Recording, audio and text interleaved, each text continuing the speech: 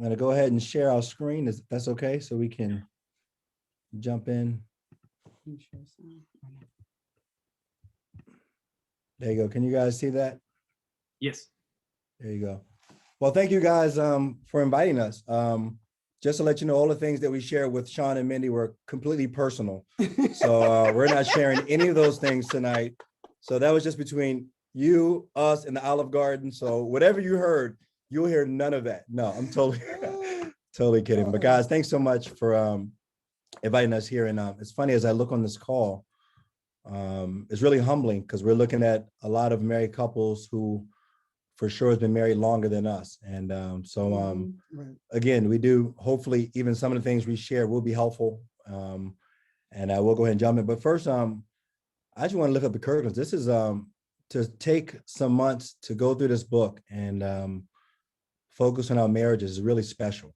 And I know that especially during a time as this, where we are at home, where we do get some time to maybe think a little bit, but even to be with our spouses. And just grateful that that you guys have a class. I know I've been reading through some of the book, and this is just an amazing book overall. Mm-hmm. But I do want to, I'm going to, before my wife shares a few things, I do want to share just something that, raise your hand if you've ever been just a time in your marriage where you felt like this is really challenging. Has that ever happened? Just had a challenging moment, just one moment. And, you know, sometimes when you go through those moments, you got to have something that'll help you to be inspired and kind of get you through it. Sean, no one can unmute themselves. Is that correct? Okay, so you have the power. No one can, is that right? No, they can unmute themselves, I think. Oh man, okay, because one of the things that helps me get through hard times is this picture right here. So when I go through hard times in my marriage, I look at this picture and it does something for my faith and it brings me out of that moment. And I just wanted to share it with you guys. I know that you guys feel the same way I feel on that. So I'm going to go ahead and take that down. Bro. All right, but I'm going to go ahead and turn it over to my wife. There you go. This is our family, and we and this is actually our Christmas card from this year. Of course, COVID has been really crazy for sure. But one of the things that I appreciate even during COVID, that after 20 years, we can think about things that we really enjoy doing that were new and discovering new things. And so we aren't like mountain bike riders, but just being able to, we love to ride by our bikes, like on the beach or in a small town and just different things like that we've been able to do, of course, during this time, but just being able to discover new things that we want to do together. Taking long walks, we have discovered a new spot to be able to kind of retreat to, which has been exciting as well. And so just even thinking about being able to kind of grow in our marriage in that way, in our terms of really being great friends. As Sean shared, we do have 3 children there, right there. They're actually teenagers and one preteen. And as you can, these pictures absolutely represent their personalities. So as you can see, our daughter is very sweet but spunky. We have our son, who is like a gentle giant, the doubtful, and I can't remember what he was over there. And then Philip, who is thoughtful, absolutely a gentleman, very compassionate, has a lot of compassion for people in terms of really wanting to serve the community. And so it's been encouraging during this time, even just to get to know them in ways that we wouldn't normally get to know them because we wouldn't spend as much time as we do. But so as I look at the blessings of COVID, absolutely just being able to bond with our family has been amazing. So, amen. So guys, we're going to just go ahead and jump right in. I know that a lot of us had to work today, so we'll go ahead and jump in and talk about knowing yourself and knowing your spouse. And I believe everyone has the books, but if you please take some time to go through it. This is a really good book, and there's nothing that's more inspiring than really knowing yourself and your spouse and really watching God do amazing things in your marriage. And I'm going to reference a little of the book. We're going to share just a few thoughts here, and then we're going to even share some of the things that I know that the Kirklands were talking about as we've been discovering even in our own lives. And I think this book helped actually to bring out how we can share it. And hopefully, if you do have the book, you'll get a chance to read it and get a chance to look through it. But one of the things that I'm going to just a few comments here is that in the first parts of the book and if you on page 20, 23, even at the very beginning, it talks about we're just better together. And, all of our marriages, they can be in different spots. But when I read that, just together, you're a better person. You're a better person than you are alone. You make a better picture of Jesus than you do alone. Mhm. You accomplish more than you do alone. Just that it says to remember that. So when I read that, I thought I want to just put that up so that no matter where we are in our marriages and that I do believe, and I feel incredibly blessed that God has given me my wife. And for sure, I've found that even as I've gone through these different temperaments, that we are absolutely better together. And it's such a blessing. And I'm sure you guys feel that as well with the spouses that God has given you, or at least your current wife. I'm not sure. Obviously, there's a new teaching in the Ohio churches that you can have a wife for quite some time, but if it doesn't work out, you can have one later. So that's going to be a running joke for the rest of my life. So for my present and only wife, we just want to share just a few thoughts here. So I actually have the scriptures up on the screen here, but if you have your Bibles, you can turn over to Psalm 139. And just a few thoughts. And if you look on page 22, it does give these two scriptures. But I want to share we're going to share just quick thoughts about the scriptures, and then we'll share a little bit more about our lives. In Psalm 139, it says this. It says in verse 13, "For you created my inmost being. You knit me together in my mother's womb. I praise you because I am fearfully and wonderfully made. Your works are wonderful. I know that full well. My frame was not hidden from you when I was made in the secret place, when I was woven together in the depths of the earth.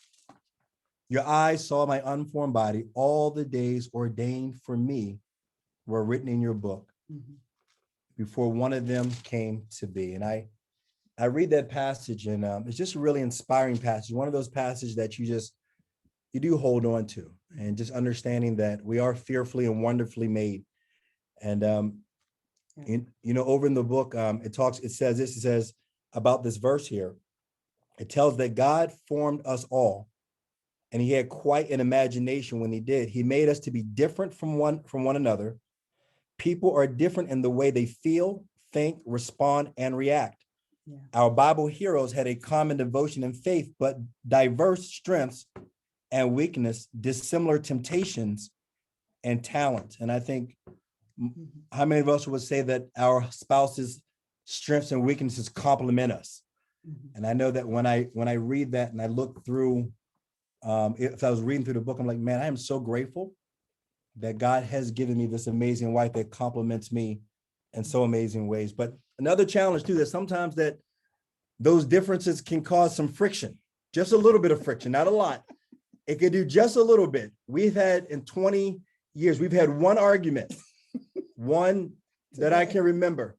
No, that was today. We had an argument today. So maybe more than one, but because, God does make us with these different personalities. And even as I read that, I know that it's not just those four temperaments, but sometimes it's our upbringings and our surroundings and our environment outside of those things that actually begin to shape us. And thank goodness for Jesus Christ that shapes us into the image of himself through the Spirit. But here's just a few thoughts here. When I read that verse, I was a bit challenged by it. And one of the things that that challenged me was I realized that, and this verse says you got to know yourself, but I realized I got to want to know myself. And it's a question I had to ask myself. It says you got to know yourself and you got to know your spouse. And I know God knows me, God has formed me, God knit me together, God understands me. But if I'm really being honest with myself, the problem is sometimes I don't know me and I don't really understand me. And, some of us here probably know ourselves a little bit better than others, but getting to know myself, that's why I do what I do, Yeah. why I respond the way I respond, how God and my upbringing and my experiences and how all these things have shaped me and how they affect my marriage. Sometimes I'll be honest with you, just that whole thought of getting to know myself, it can be challenging. Honestly, to know myself, I just want to do what's right. Forget knowing myself. Sometimes I feel like, let me just do what is right instead of going deep. I don't want to go deep. I don't want to uncover and like, well, here's where I am. If I could just let me love God, love my wife, love my kids, love the lost, share my faith and everything else, and I'm good. But when I read this, talking about knowing myself, I think I had to wrestle with that. And maybe some of you do as well. People say, go get to know yourself. I'm like, okay, what does that mean? And even the greatest commandment says, love your neighbor as yourself. I'm like, I guess I got to know myself to love myself, right? And so even that whole thought, I felt a bit of struggle with that. And I think as I read through the book, and again, I'll say this, and it's a great place to start, to even begin to think about how do I get to know myself?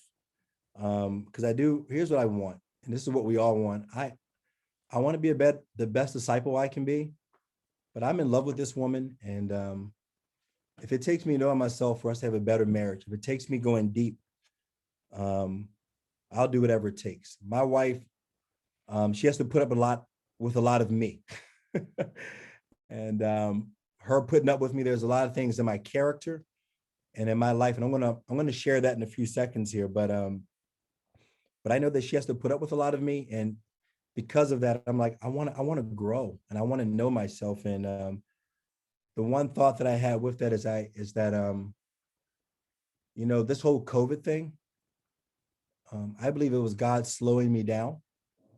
I had to slow down to actually begin to think about myself and think about knowing myself. A lot of you guys don't know, but probably earlier last year, I kind of went through this moment of just feeling overwhelmed. Even to the point where it was deep. I just went through this whole moment of, I wouldn't say it's a breakdown, that's a strong word, but just a sense of there's a lot of things that are going on, but I didn't want to deal with in my heart and my mind. But as I began to pray about those things and talk about those things, God began to peel back some things, not only in my life, but begin to help me with my marriage as well. And I'm going to share those things. But one of the things, just as a practical, is you got to want to know yourself, but also sometimes we got to slow down. We got to stop for a minute, because we go, but we got to stop and really even pray to like have some time of self-examination, some time of awareness, sometimes a confession, and even some time of prayer. Like, God, help me to understand me in a deeper way. Amen. I apologize. My son is getting out. But when I think about wanting to know myself, the thing that came to mind is kind of what can kind of undermine that. And I think about the call to be vulnerable. It's just really hard to admit some things that are true, both even if it's my strength, to kind of own that and really thrive in that and be okay and comfortable and not afraid of things like, am I boasting? Am I being proud? And so it takes a lot of courage, one, to be in touch with your strengths and to cultivate those. But also I found that in knowing myself, or even wanting to know myself, this is probably bigger, that to see my weaknesses and even admit them in a way that brought about freedom, that could get me closer to God. It's just hard. One, it can be painful. Two, it's just hard work. I am definitely I'm from Detroit. I grew up in the hood where they do you real good. And and wanted to do something with myself. And so I had to shut down a lot of my emotions in order to do that, if you will. I had to kind of shut out some of the voices that could undermine that. And so with that, you know, when you shut things out, you can't differentiate. You don't just shut out one thing. And so even just being willing to ask hard questions that really help me to know myself more. One of the things that I started to do, even just to get in touch with wanting to have the kind of indignation about my sin, well, I would ask myself, you know, what are you telling yourself that makes it okay? Like, what are the things that, what are the lies that you're telling yourself? Even more recently, as I'm dealing with just overeating, I have to deal with even what are you feeling in terms of why it is that I might be trying to eat my emotions at that time. Being able to, one of the things that's hard is actually writing down your strengths. I can ask people, hey, tell me what your strengths are. And they're like, I don't know. But having courage about, these are my strengths. This is how God made me. And being able to kind of live in that space and be comfortable with that. You know, as Phil, I think even he shared, it takes a lot of intentionality, you know, of slowing down, of to engage with God and yourself, or at least for me, journaling, being honest about my emotions in the moment, which is hard. I like to reflect back, you know, oh yeah, this is how I was feeling and I figured it out and it all worked out. It takes honesty. And I know for me, I can think of myself more highly than I ought, partly because it's how I should be thinking, or it's how I should be doing it. And so sometimes it can be hard to like see the truth about myself because I'm so used to thinking about what the disciple answer should be, just like a teenager. And I'm like, Ayhanna, is that really true though? Yeah. And so being able to slow down and ask myself, is that true? Like what you just shared. I think that is especially true for me where it's hard to see, like where my pride shows up, or even a number of years ago, I really looked at a lot of self-righteousness in me. And that too is hard to see, but being willing to kind of be honest and ask the hard questions, which goes to wanting to know yourself. Like you gotta embrace that honesty, that pain, that vulnerability, and the courage that comes with all of that. Yeah. You know, and for me practically, I think one of the things that I did last year is I read this book, Emotional Healthy Spirituality. And as I was going through that book and just peeling back layers and of things that make up me, that not just me, but me that affects us. It really opened a lot of doors. I'm going to come back. I'll share that. But the second thing here, one thing is we got to want to know yourself, but also the other thing here in the other scripture that it gives in this chapter is Ephesians chapter 4, and verse 1-3. It says, "As a prisoner for the Lord, then I urge you to live a life worthy of the calling you have received. Be completely humble and gentle. Be patient, bearing with one another in love. Make every effort to keep the unity of the Spirit through the bond of peace." And I love this. It says, be completely humble and gentle. Or maybe we could say, be completely humble, be completely gentle, be patient, bearing with one another in love. And, you know, the second thought here that with this is, I'm trying to fix my screen here, is it takes great humility to know your spouse. So it takes great humility. It says, you got to know yourself and your spouse. And here's why, this is what I wrestle with when I was reading. It says, I find like it's easier to see other people's strengths and weaknesses than it is your own. Let me say that again. I see Al over there nodding his head, right? It is easier to see other people's strengths and weaknesses than your own. And just want to say this, my wife, she completes me And I see her strength so clear, and I see so clear why God gave her to me. And I am grateful.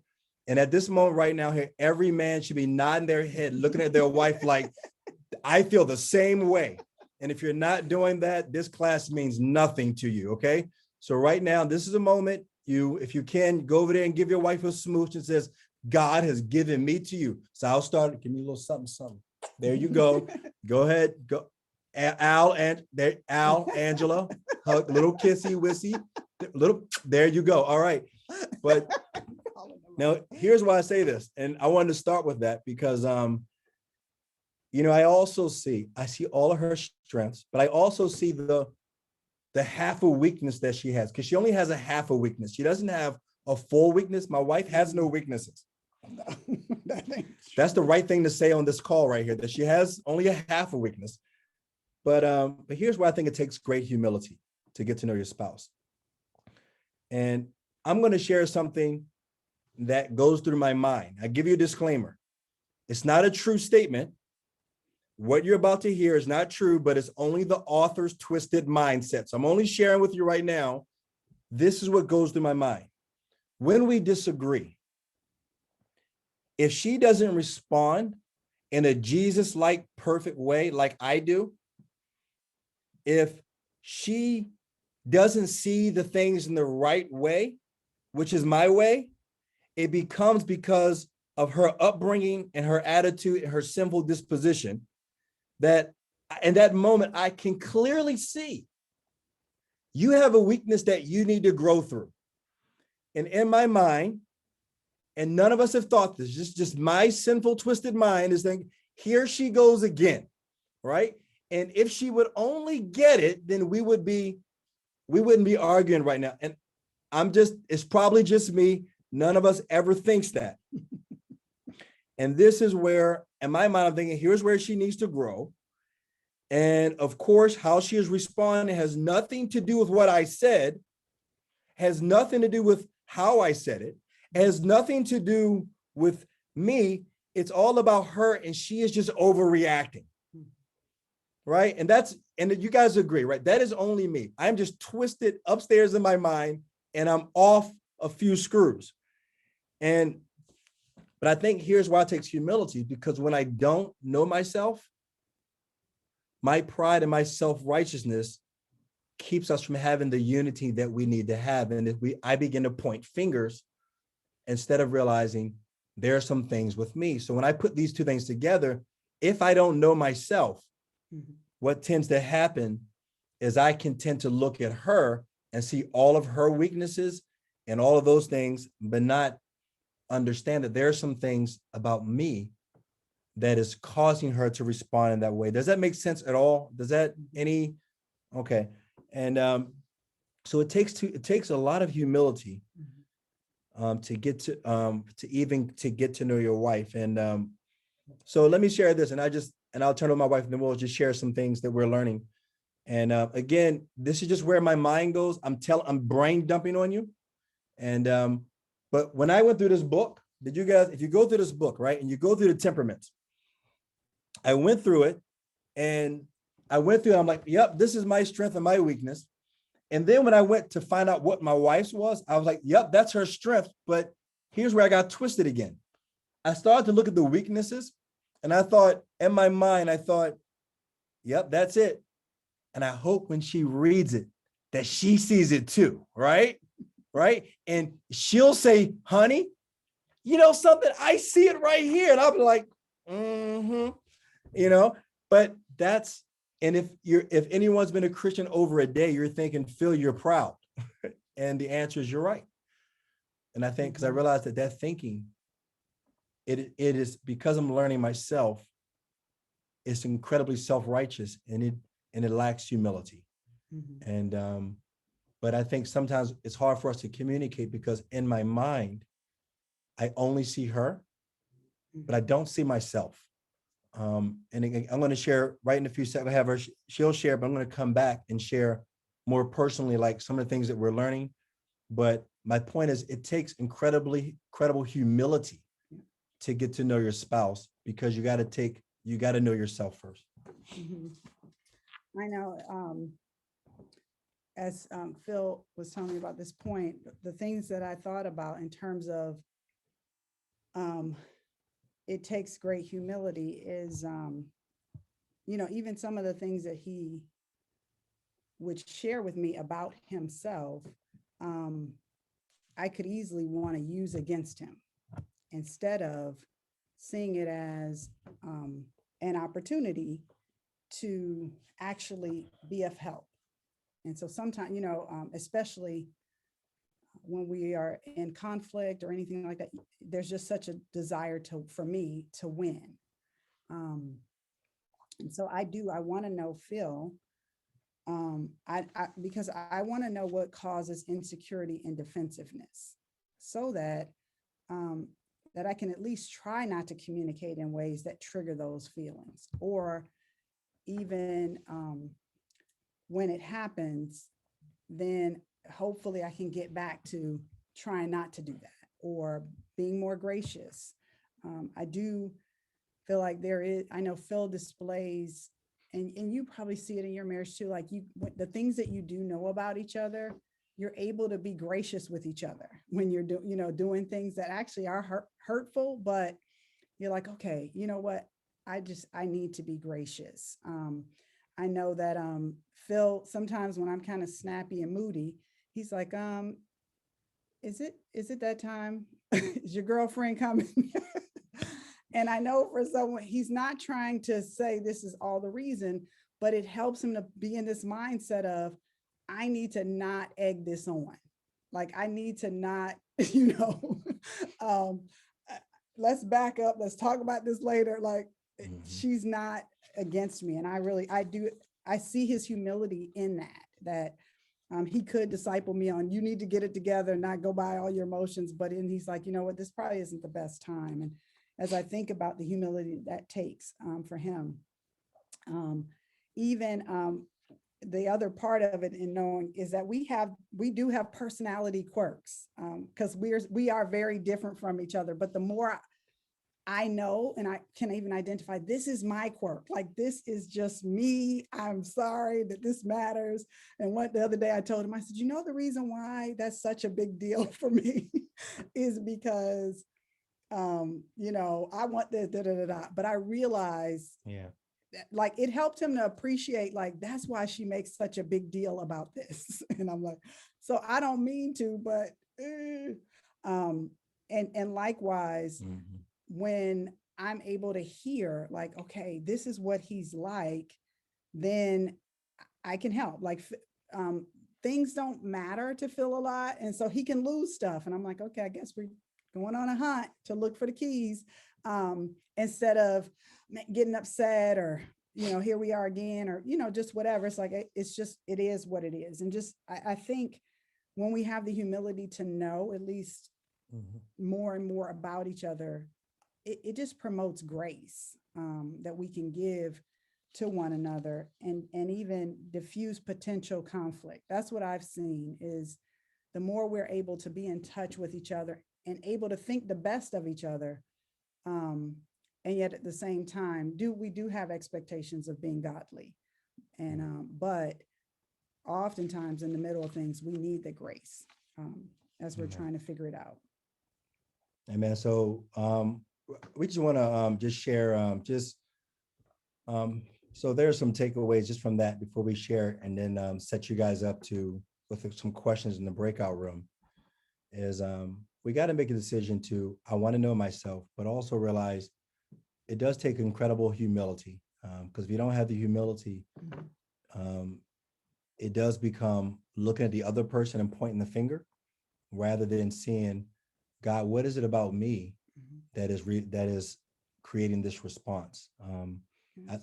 You sure can, beautiful. The other thing that I've appreciated, even as Phil's getting to know himself, is that he wanted me to know him. And so being willing to share the things that he's learning about himself. And so even as I think about a desire to know yourself, but even a desire to be known, kind of like God. So we're going to just go ahead and transition here and just share just a few things that we've been learning. Now, you want to start first? Let me go first. Yeah. Let me go So first. I'm out of- Yeah. Okay. So I don't want you- Awesome. All right. So if you, I see that, I see some people, I see, Cindy Mfeld, she has a book right there. She's looking in it as we're going through, like, I see it's in your hand. But, here's what I'm going to do. And maybe this will set us up for even in the group when we break up into our groups with your current wife or your current husband. One of the things, let me say this, I want to share about my wife's strengths. Because when you look at the four temperaments, it goes strengths and weaknesses. And I'm not going to share about her weaknesses because I think everything we're talking about, let me take a look at myself. But when I look at my wife, and she is, and of course, none of us fits completely in one thing. Maybe there's some things primary. And I think, and also I realized that the Holy Spirit is constantly changing us too. But as I look through, there are some places where I realize, here's some places where I can see myself the most and see her the most. But also knowing that nobody fits one thing. But when I looked at my wife, she's the one that I looked at probably mostly is the caloric. And I'm grateful that God has given me an amazingly strong, godly wife. She is in a positive way, independent, goal-centered. She's confident. Probably if you're just listening to us, you realize she's the intelligent one. And I'm just grateful to tag along.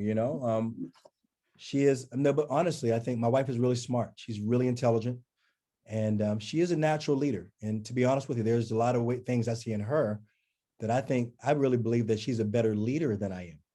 And she's not in her head, but it's true. And but these are the qualities that I love about my wife. Now, if you heard all those things, confident, strong, independent, intelligent. Now I want to share about some of the things that I've been discovering about myself, especially this past year, that sometimes brings up conflict in our marriage. Now, I'm not sure whether what I'm about to share is because I grew up in Baltimore City. I grew up in Baltimore City. And then from the city, I went to a private school that had 7 Blacks in the whole school. So I constantly felt this way of not fitting in.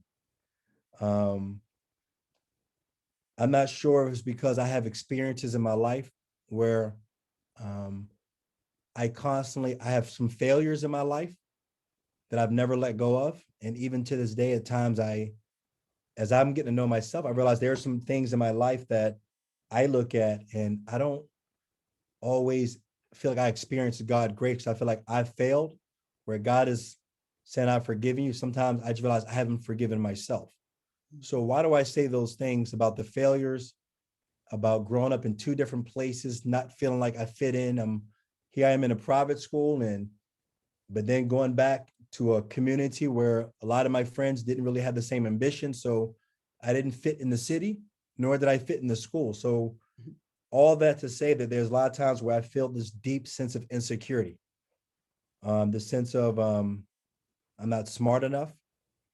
I feel feelings of I don't belong. Will I fail? Even coming from, I think this year we hit 20 years of marriage, and I'm thinking, can I think of any family members that in my family who's gone over 20 years of marriage? So even the last 6 months up to that, there's a lot of deep insecurities, not whether we would make it, but I'm like, is it possible? And so when I share these things, these aren't things I feel insecure about in the moment. These are things that I feel insecure about all the time. Mm-hmm. And it's not like, oh, well, these are just moments, but whether I belong, whether I'm smart enough, am I a failure? And the question is, how does that affect me as a husband? One area affects us in our partnership. And there are times that I realized this is something that earlier this year that came out that I was digging, I shared with my wife. There are times like I'll send out these group text messages, like when you're sending out messages to people or you're texting people and you're sending things out. But I realized something, I don't usually include my wife in those things. And I had to ask myself, and we would have these discussions like, why don't you include me in those things? Why don't you, those things come out? And it's almost like And in my mind, it wasn't intentional, but what I realized because of those insecurities, I didn't want her to include her because I didn't want her to criticize the things that I was sending out. I didn't want to feel that I was wrong. And I realized that the insecurities that I wrestle with in my life, the way it affects us is like, I kind of like, I don't mean to exclude. I'm not sure, hopefully this makes sense to you guys. If it does, hopefully it makes sense. But the insecurity says, whereas God has given her to me to help us to be complete, my insecurity and my pride, the real thing is pride. My pride says, let me not include her because I don't want to feel like I'm not smart if she corrects me. I don't want to feel like I don't have it together if she has a better plan. And, and I think these are some of the things that I'm like, and when I realized it, I remember standing right here on the step and I said, honey, I'm really sorry. I sent out a message to all the Bible talk leaders and different things. And the reason why I didn't include you, because deep down inside, I'm just insecure about how I come across. And does that make any sense to you guys? Hopefully, if just nod your head if it makes any sense. And again, remember this, the Kirklands had us come here because he realized, look, they're really messed up. And by the time they finish sharing, everyone else feels like we must be doing really well because this couple flat out, they're a mess. Another area, this is the last thing here that I realized is that the insecurity, it affects my listening to my wife. I realize, and I keep saying insecurity, but I know biblically the word is pride. So I'm not confused about those things. I got to be able to identify it so I can repent. But I realize that sometimes when we're arguing, we're disagreeing, and I don't want to be wrong. So what I'll do is in those situations, instead of listening, I can overtalk her. Or I found that there's a dynamic that I tend to, when we get into something, I will switch the blame on her because how she responding and not take responsibility for what I'm saying. So even if I'm wrong, but if she's responding wrong, I'm like, let me focus on how you're responding instead of focusing on what I'm doing wrong. But I realize that part of that is because there's a part of me like, I just don't want to be wrong. So instead of like, it's an opportunity for us to get closer together and for me to hear a different perspective. The part of like, hey, I want to be right, or I don't want to feel like I'm stupid, or I want to feel like I got it together. And again, I'm not sure if it's part of the upbringing or different things, but either way, I know it's sin. But those deep insecurities that I wrestle with all the time, it does affect our communication, but also our partnership. Mm-hmm. But as I'm sharing these things, I realize that the more I can share those things with her, we become more one. And where I'm weak, she can help me instead of me trying to defend myself so that I don't come across weak. And amen. Hopefully that's clear. There's a lot of things I want to know about myself because I know it affects who we are as a couple.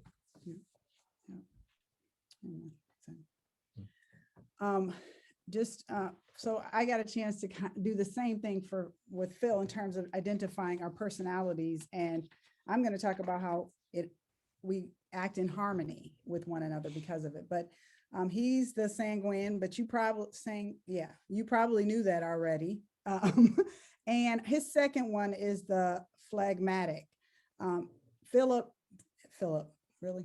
That's what we call our son. Is warm, he's outgoing, he's accommodating, he is positive, energetic. People always ask me, is he always like that? Yes. Sincere, very likable and charming. He's inspiring and motivating. And the reason why is because of his sincere, consistent, deep convictions and commitment on just following Jesus. I love his simplicity. I know I'll talk about my own. He is the same person when no one is looking. With Phil, there are no strangers in his world. And there's just this,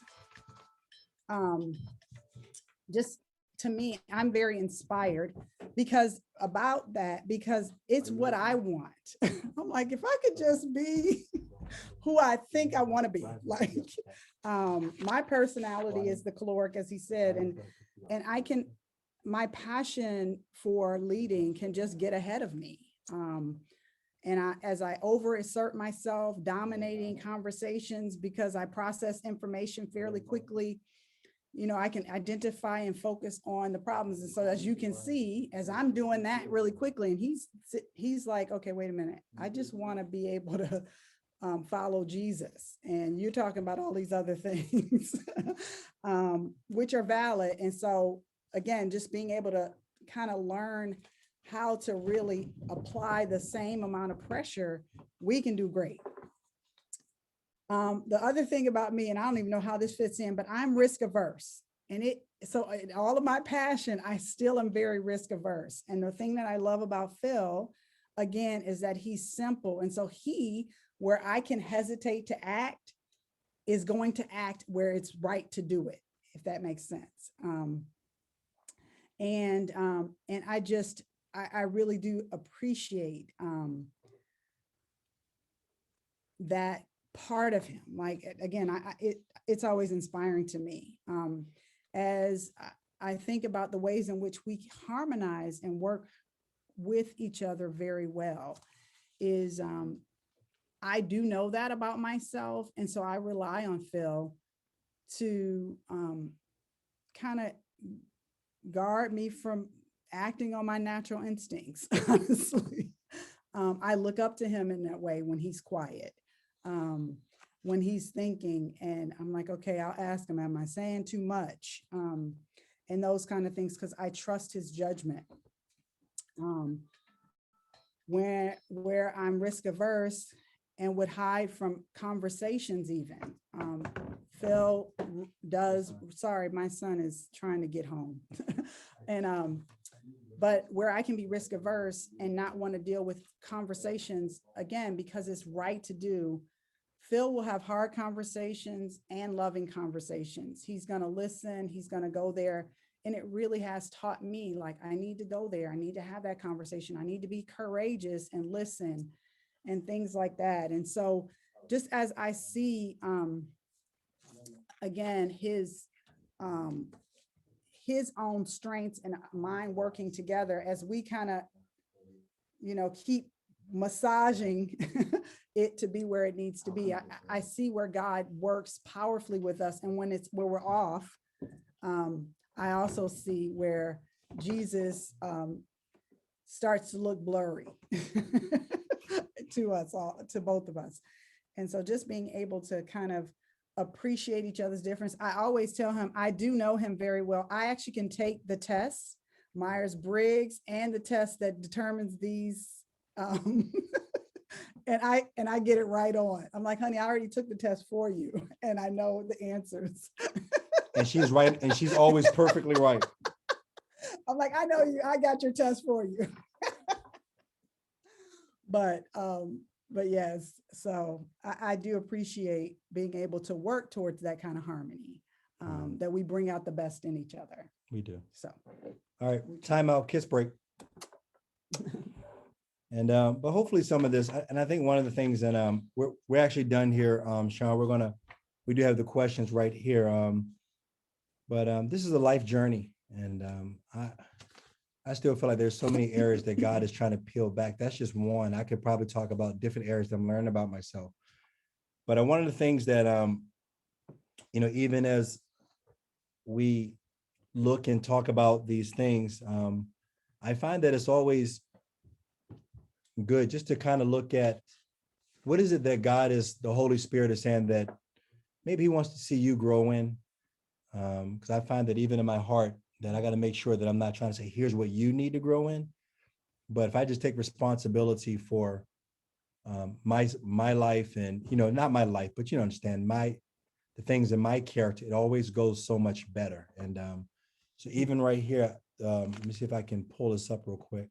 I do apologize about that. My son had a basketball game and they dropped him off at the wrong place and we had to figure out a ride. So I do apologize for us going back and forth. So sorry about that.